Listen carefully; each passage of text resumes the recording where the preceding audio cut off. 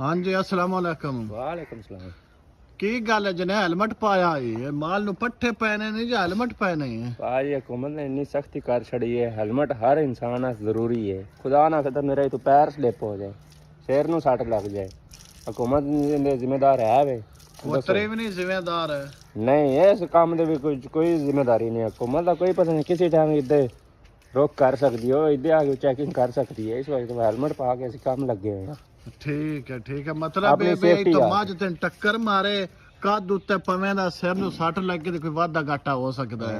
हाँ जी हुकूमत जी माड़े बंदे बड़ा मुआवजा देती है। इस वजह अपनी हिफाजत आप करी दी। ठीक है जनाब अपनी हिफाजत आप करो। हुकूमत का कोई पता नहीं किस टाइम में रुख कर सकती है। आबादियां आके फिरदे टुरदे ने और ना जने जना माल मवेशी नूं पट्ठे पैंदा पे उस भी हेलमेट अपना पा ले। टुरन वाले भी सख्ती हो जानी है जेडे हेलमेट तो बगैर टुरदे ने।